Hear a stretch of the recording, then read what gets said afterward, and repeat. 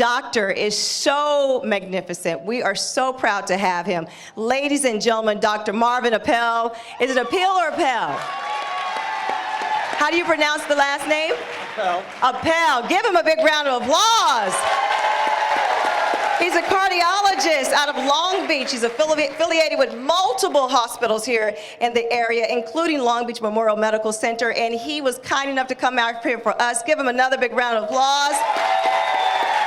He has been in practice for 38 years. That means he's doing something good, right?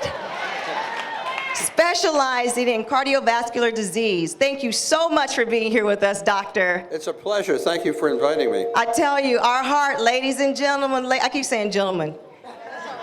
I see a few of them out here. Where are my men? Are my men, are they scared to raise their hand now that I got on the 1, 2, 3, 4, 5? Good, take this information back. Doctor, thank you again for being here.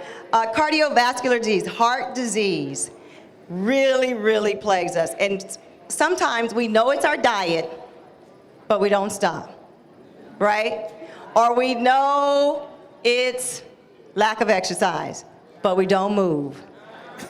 Doctor, explain to us exactly what heart disease is. When does it start? How early does it start? It starts basically when you're born. If you eat a lot of Fritos when you're a little kid, everybody putting their you're on hand your down. way.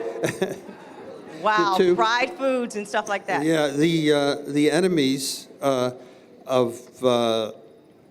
you in terms of your diet are your cholesterol and salt. There was a magnificent presentation just a few minutes ago about stroke. I can't emphasize enough for vascular disease of the brain, vascular disease of the heart. Let's get some juice on his mic a little bit there. There we go. Let's get it. Okay, we had an excellent presentation just a few minutes ago about stroke. And stroke is a vascular disease of the brain. Heart attacks is a vascular disease of the heart. All of these things are affected by high blood pressure. High blood pressure is caused by eating too much salt. So in societies where people don't eat salt, there are no strokes. And if they don't eat meat, there are no heart attacks. Well, you're asking a whole lot of this crowd, doctor. I'm telling you right now. So, when you come to see the cardiologist, you've already had a heart attack, or you've already had some problems with your blood vessels, and that's kind of like shutting the barn door after the horse is out. Oh, no. If we're really getting into preventive medicine now, that's where it is. We want a healthy society. We'd like a society where no one has these diseases, and it's the job of the doctors to point you in the right direction. We can't do it for you. It's a free country. We can only give you advice, and whether you take it or not is up to you. And how long you want to live, right? And how well you want to live. Exactly, your quality of life. Doctor, I'm gonna put some of these folks on the spot. When you give me a microphone that moves, I can move around. How much salt did you have in the last week, do you think? Do you eat a lot of salt? Yes. What do you like it on? I put salt on everything. Oh my goodness. Are you the one that adds the salt before you even taste it? No, not always. But I do sprinkle salt most of the time on salads or potatoes, whatever. Is there a healthy substitution for her, doctor? Well, a couple of points on that. One, Dash is an excellent salt substitute. Oh, y'all know about that. Two, salt is a matter of taste. And if you get used to salt, you think you need salt on everything. But if you go for 2 weeks without any salt, you will be very happy, and the food will taste very good. And someone will hand you a potato chip, and you'll say, ooh, I can't eat this, it's too salty. Ah, I like that, doctor. She has a suggestion. You're saying Sea salt. Is that what you said? Yeah, what about No. sea salt? What do you think? Salt is salt. Oh. The body doesn't know whether it comes from a salt mine or whether it comes from the ocean.